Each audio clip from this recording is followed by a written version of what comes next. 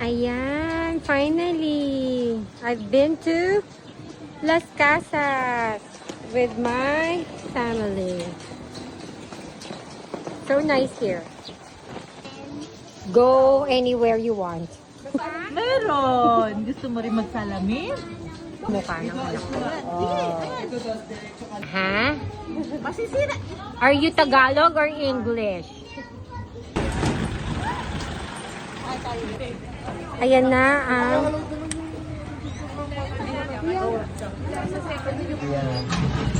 Ayan. Pag nakalusot, Binyan Laguna. ayan si Don Don, si Kuya. Ang Binyan doon. Makakarating ka ng Binyan. diba? Tapos medyo mahaba.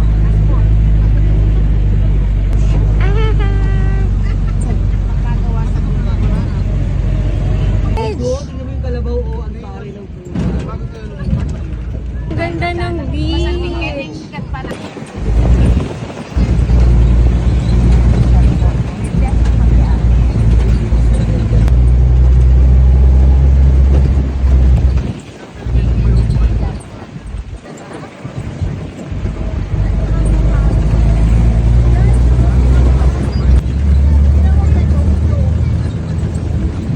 Hala, may ulo.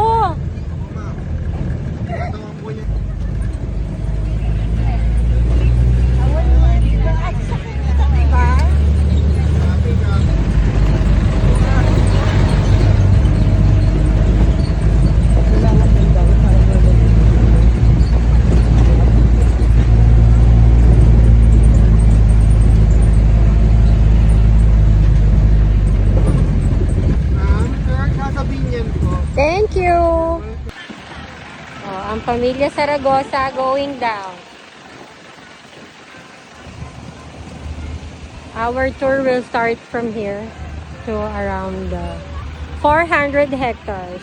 Hi darling, how was your travel? Ayan, magsusuka daw sila. Laro ni Lola to eh. 1, 2, 3, Naglaro talaga sila. 7. Hindi. Dito mo ilagay yan. Ay, hindi mo ba alam yan? Paano, Don? Maghanap ka ulit. Iba naman. Saan mo gustong kumuha? 1. Kung alam mo yan, alam ko. Huwag kang magbaang-maangan dyan. Teka lang. Huwag mo laging kalimutan yung bahay mo, napakainin.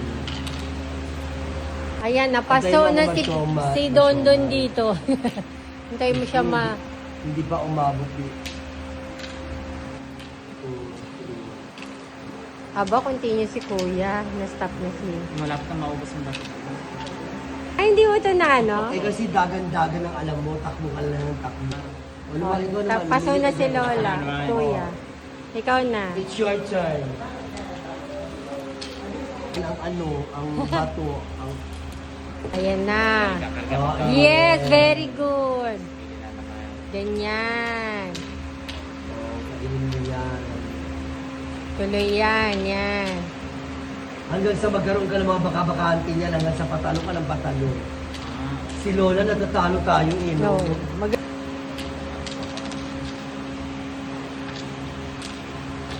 Hindi pa lang kasi uso ang cellphone namin. Kukunin ko, no? Yes, lalagay mo sa'yo. Pakainin mo yun. Ito yung nilalaroan. Sino? Si Lola. Lola. So, Oh. marunong na dito. Maliit pa lang si Kevin, tinuturoan na siya.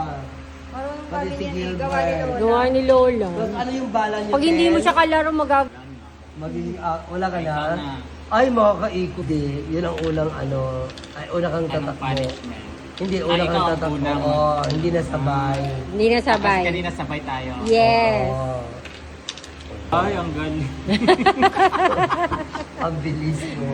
Kakainin na. Ay, makakain mo ako. Kaya lang natin kung alin yung nababakante ngayon.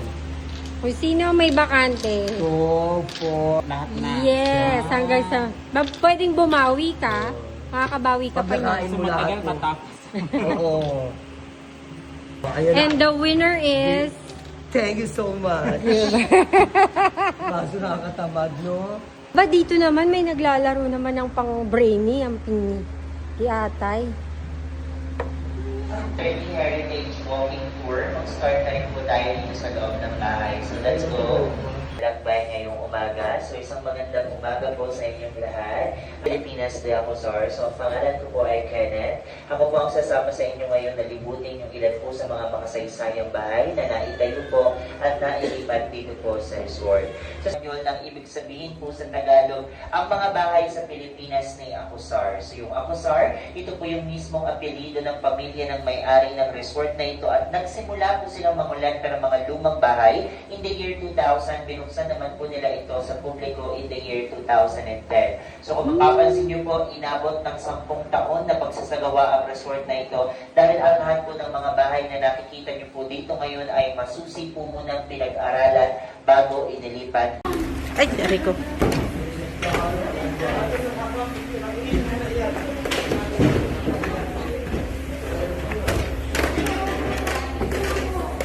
Do you remember all those history? Yes.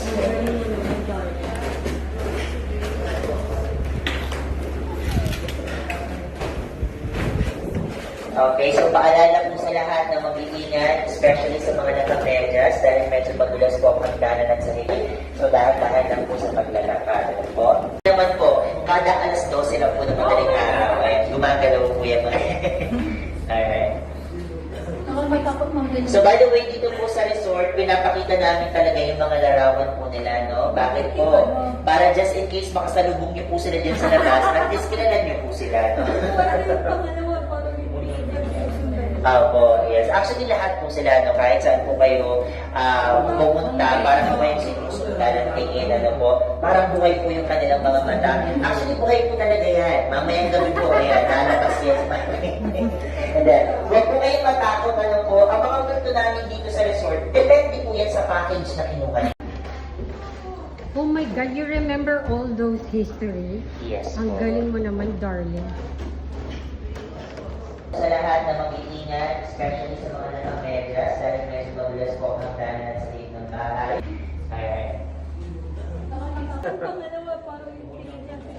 Opo. Oh, pero at least kwarto siya.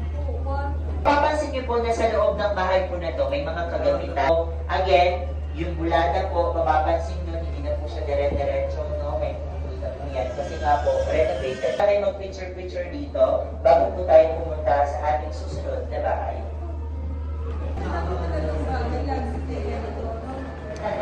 Yung floor? Okay? So, let's go po. Bababa na po tayo para may po ng mga Oh, ang pamilya Saragosa. Yung Casa Quiapo, okay, yung ikalawang bahay po na bibisitahin natin ay yung malaking bahay at ito po yung aming pong Casa Baliwag Uno from Baliwag, Bulacan. Bali, ang bahay po na yan ay naitayo naman po in the year 1890. It's so nice. Oh, see my balcony?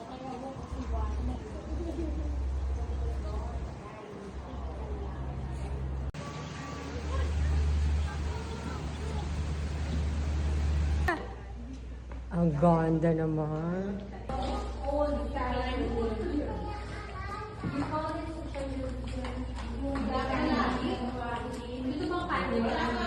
Before po, the Israel candles. The chandeliers were still original here. Yes. Nung ilipat po nila itong bahay na to dito sa resort, nasa original pa pong bahay ang mga chandelier na yan. So, kinabit na lang po nila ulit. Opo. Victorian.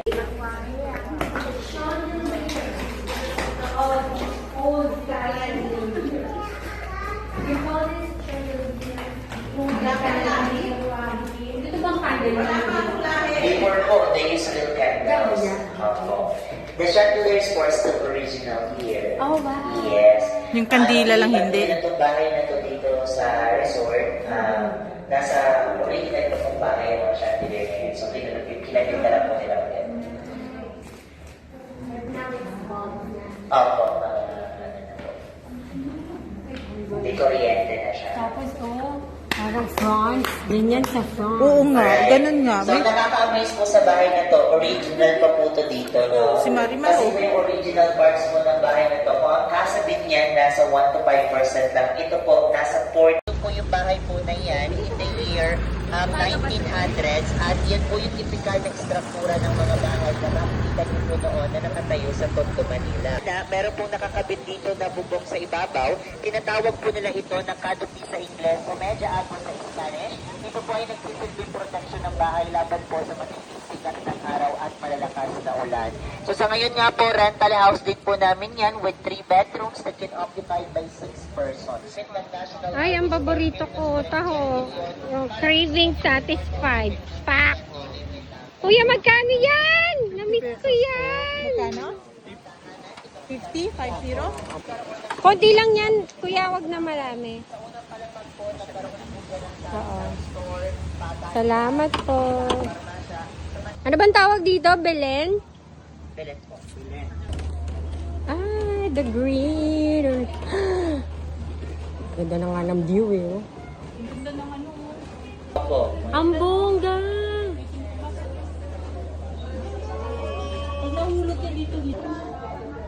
Ay, ang ganda ng ceiling, Day. Oh. Yes po. May prutas po siya and may mga koi fish din po. Kasi yung may-ari po ng bahay na ito naniniwala sa abundance. Maaliwala siya eh.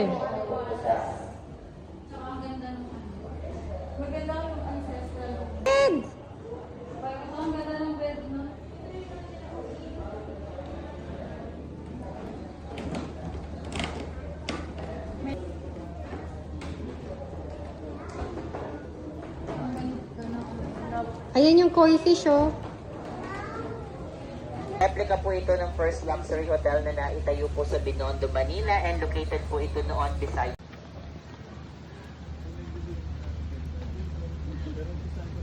Grabe siya! Ang ganda ng house. Ito ang agawa na lang yata. Yung mga tao, mga Pilipino noon, okay? So, Ano? Dapat ako dyan. lang po. Ang mamahal po yung mga nasa loob, pero yung lock ganito lang. Ano? So don't worry, Ay, puta. hindi po ito katulad ng ulang kasabihin niyan, ano po masikip or makipo. Papawisan dito. Ang presko nga. Presko po, no? Ito po yung ilang pong mga antique collection nandito po sa kwartong ito. And then after, sa susunod na kwarto, kasi i-demo ko po sa inyo kung paano ginagamit ito pong plancha. Simple lang po. Ang kailangan nyo lang pong gawin ng ibalot po yung damit na paplansyahin nyo dito na to sa ibabaw. Dito po sa dulo, meron po dyan butas. Diyan po isusuksok o sinusuksok yung isang paa. Ibabaw, katulad po niyan, no? So para po sila nag-skating. Ayan. So, ganyan po sila magplansya ng kanilang mga damit. At alam niyo po ba noon na it takes 3 to 4 hours ang PP? Ito po yung sinaunang maleta na ginagamit po natin. So, dito po hindi ko na rin naabutan personally. Okay? So, by the way, ito so, kapag pinagsama-sama, gumaganda kapag nabibinisan, ngunit pumapangit naman kapag napapabayaan. Ang bawat bahay ay merong damdamin at karakter. May pera sa bulok sa pagkalinga natin sa ating kapaligiran at kalikasan. So muli po, ako po si Kenneth, ang inyo pong naging gabay sa inyo pong paglalakbay ngayong araw. At ito po ang Las Casas, Pilipinas, Tia Cozar, our pride from the past and hope for the future. Okay, so thank you so much po for Thank joining you. the tour. At sana po Sasakay kami ng bangka.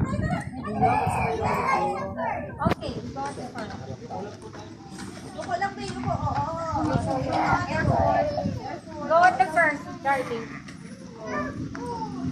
Kuya, dito ka, kuya.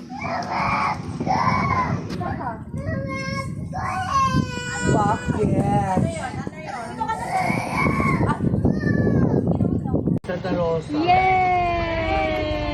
We're going on a boat tour naman. Yay! Hello! Oh, finish na yung ano niya. Right. Nagahukay kayo ng buwangin. Bali po na pinapalalim po nila. Ah. Nag-drinking po. Kasi po dito mababa. Yung kalawang bahay po. Apo? Nasa Hagonoy po lang kayo. Ah. Ito po. Bali yan din po yung pinakabatang bahay po ng resort po na to. Si Mr. Jerry Acusat. Highway kayo sa Quezon City.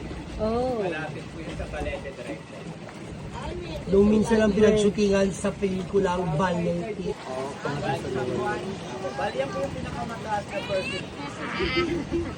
Mamaya po bibisita. Mahay! Pangalawang pinakamatandang bahay na ba to? Yeah. Para... Oo. Minsan ko lang hinala. mag-slide yung Alam mo, yung... Ay, ang kaya ganda. magkamalengke ka sa ano ha? Saan yung lugar? liliw. Kailan? Pagpupulot ka ng mga gulay doon. Ah, yes, madam. Yan. Yes. Ang ganda nito! Ay, no! Cha, pakikuyo kami. Oh, totoo. Sa ating kanan. Di ba 60 plus yung bahay nandito? Yung bahay na po dito, ma'am, 64. Ang original po doon, 42. Yung Ah. 22, mga Hagdan? Iyaman pala ng mga sinaunang Pilipino. Kung ganyan. Oo naman. Ano, para 500. Oh, Sabi ko na, per head of 500 per ride. 500 per head, 700. Agad. po yung kabila po na yun, ma'am, parte na po yun ng dagat. Ito. Dagat, Yung talata ano, sa kulay, oh. Ang taray yun.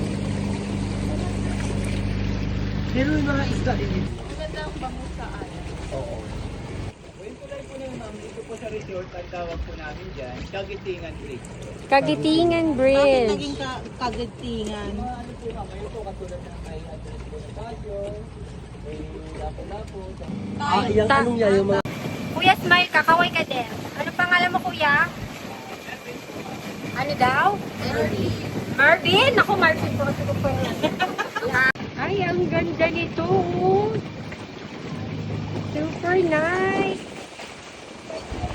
Kasi Nasasaulo 9 years sa- na eh. So, 9 years. Ilang years na lang dito? yan naman po yung bahay po niya sa ating harapan, yan po yung Casa Candaba, Pampanga. May-ari. Walang mga protection, kuya. Paano kung ano? Ang balak po doon yung mga nagagawa po na yan, mga nag-uukit, mga tiga-apay, Laguna, katira may libreng bahay po sila. Nagkaroon sila ng ano. Ah, talaga? Yung iba, talagang nilalaman. Ano bang ano ni Jerry? Construction? Imagine, Ito yung mga hotel rooms na po, Bahay yung kahabaan na ay, po na ay, na. Ang kuya. Yun ang alam ko, ha? Oo. Ilang hektarya lahat? 400. 400. Kasi sobrang ako pati yun, no? Parang ano rin siya, o tiles. Ay, sinasabi ko kanina tiles, no? Kapakahirap sila alim mo lang.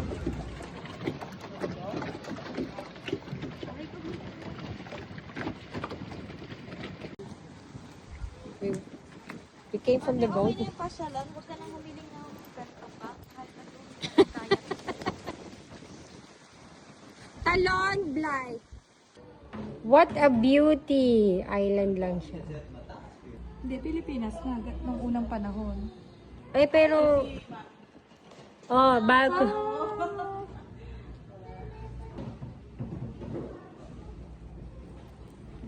Sinabi mo pa, dapat ganyan.